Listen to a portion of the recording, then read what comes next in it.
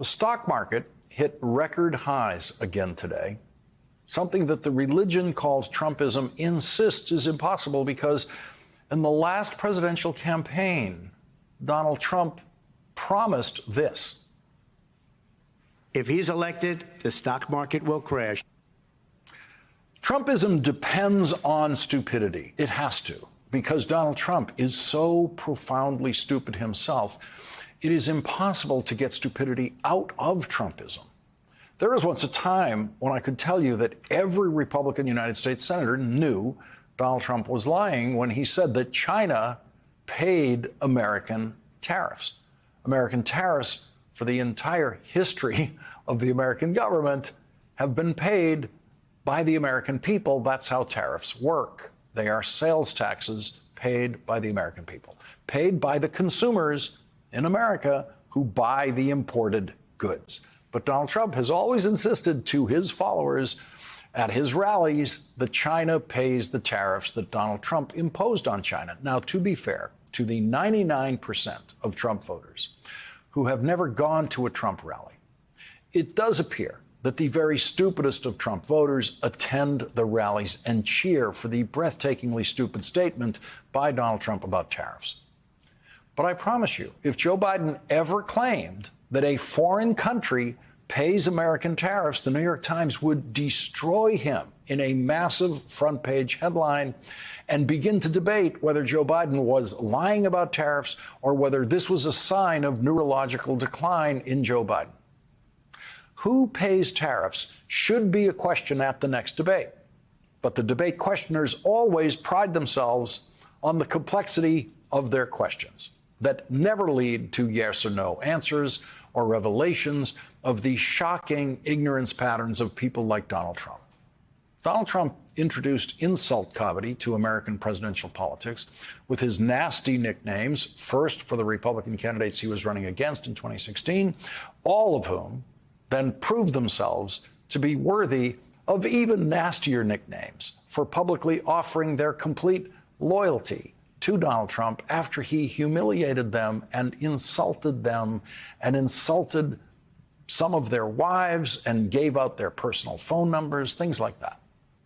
Senator Joshua Hawley has not been on the receiving end of an insult from Donald Trump because he never ran against Donald Trump.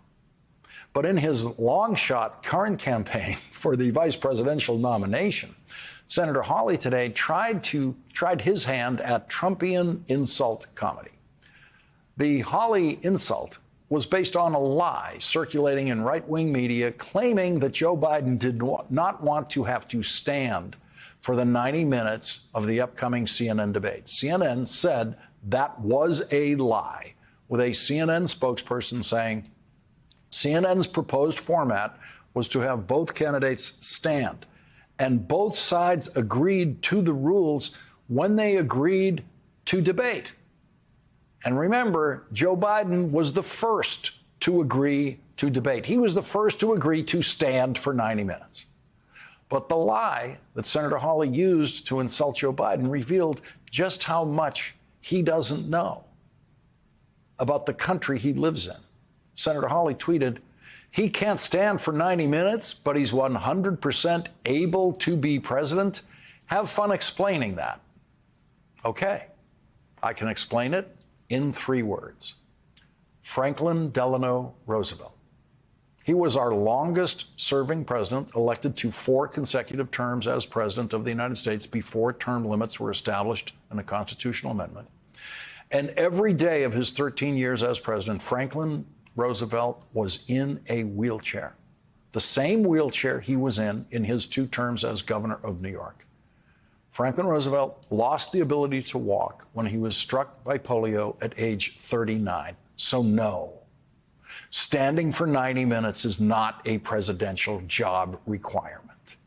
And what did Franklin Roosevelt do in his wheelchair? He did more things than any president before him or since, including winning World War II. Adolf Hitler was a younger, healthier man than Franklin Roosevelt, but from his wheelchair, President Franklin Delano Roosevelt forced Adolf Hitler 4,100 miles away in Berlin to commit suicide in his bunker as the Allies, commanded by General Dwight Eisenhower, were closing in on the German capital city. Hitler could stand for 90 minutes. He did it all the time. 90 minutes was a short speech for Adolf Hitler.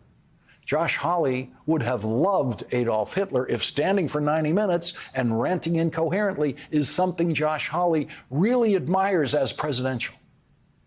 Josh Hawley knows that it doesn't matter how long a president can stand. Josh Hawley knows the Republican governor of Arkansas, who Republicans believe is the greatest Texas governor in history, has been in a wheelchair every single day of his governorship.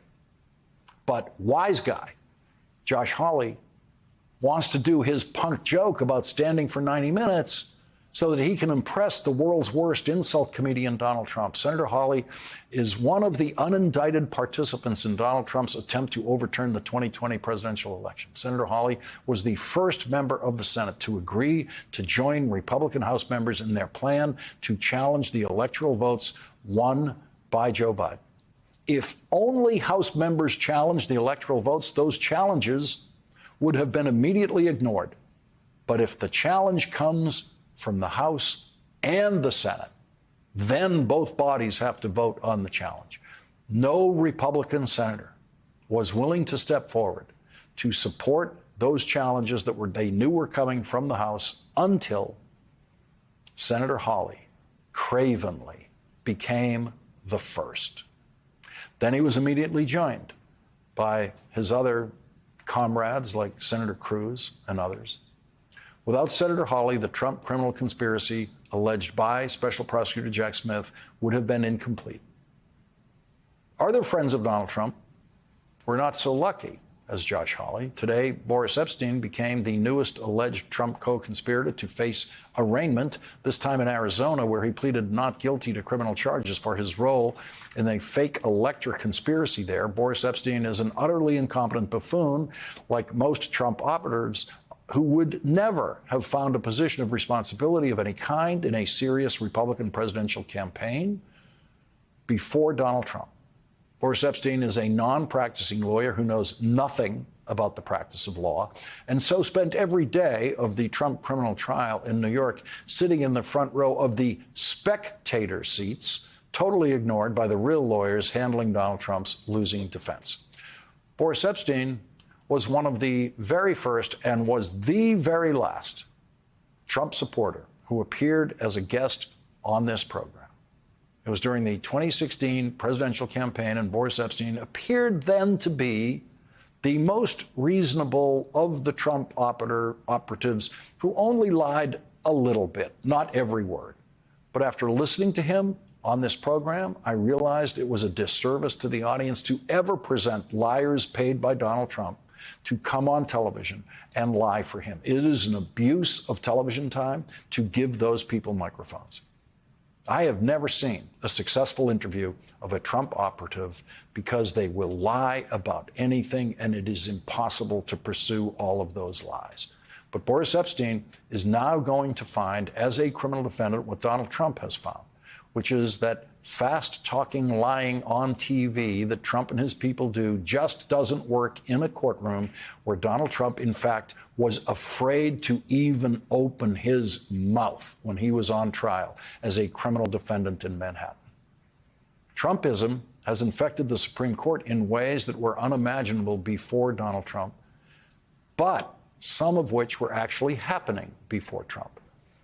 It is inconceivable that Justice Samuel Alito and Justice Clarence Thomas and both of their wives suddenly became rabid, right-wing Trumpian Republicans only at the emergence of candidate Trump.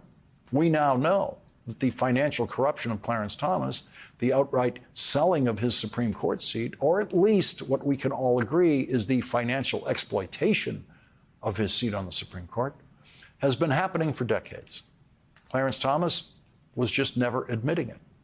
Clarence Thomas was violating the rules of financial disclosure for Supreme Court justices and claiming that as a Supreme Court justice, it was impossible for him to understand these very simple rules that you do not have to go to law school to understand.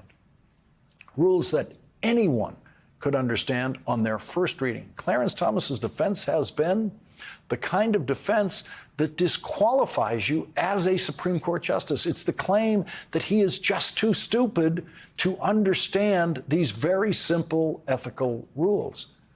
That would mean he is, by his own confession, too stupid to be a Supreme Court justice. But Trumpism means never having to say you're sorry for being stupid. So everyone in Republican politics accepts Clarence Thomas's defense that I was too stupid to understand the ethics rules that apply to Supreme Court justices.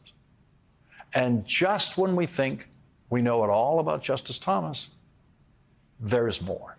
The Senate Judiciary Committee released new information revealing that Clarence Thomas took 3 more flights than previously known on the private jet of Republican megadonor Harlan Crow. That's 3 more flights than the public knew about when data compiled by the watchdog group Fix the Court showed that Clarence Thomas received at least more than $4 million in gifts between 2004 and 2024. In the same 2 decades, no other justice reported even $500,000 in gifts or $250,000 in gifts. Samuel Alito came in second with roughly $210,000 worth of gifts in that same 2 decades. The records do not show the purpose of Clarence Thomas's trips on that private jet. The Washington Post estimated that such flights might have cost between $500,000 and $625,000. As Joe Biden said this weekend in Los Angeles, if Donald Trump is elected president, he will have at least 2 Supreme Court seats to fill. President Biden didn't specify which seats, but it's easy to see how quickly Donald Trump and rich Republicans would be able to purchase Clarence Thomas's Supreme Court seat from Justice Thomas by providing him with the fabulously wealthy lifestyle that Justice Thomas so openly craves. Justice Thomas is 75 years old. Donald Trump would make him an offer he couldn't refuse. The golden motorhome offer, the unlimited private jets wherever you want to go offer for the rest of your life, multi-million-dollar income by sitting on corporate boards, making speeches to closed-door Republican gatherings. And Donald Trump would make Samuel Alito an offer that Samuel Alito's wife would not let him refuse, according to her recently recorded comments about how much she hates her husband's job. Donald Trump would replace at least 2 Supreme Court justices in their mid-70s with extreme right-wing Republican lawyers like, say, 44-year-old Joshua Hawley, who could serve on the United States Supreme Court comfortably for another 40 years, where he could do much more damage than he tries to do now in the United States Senate.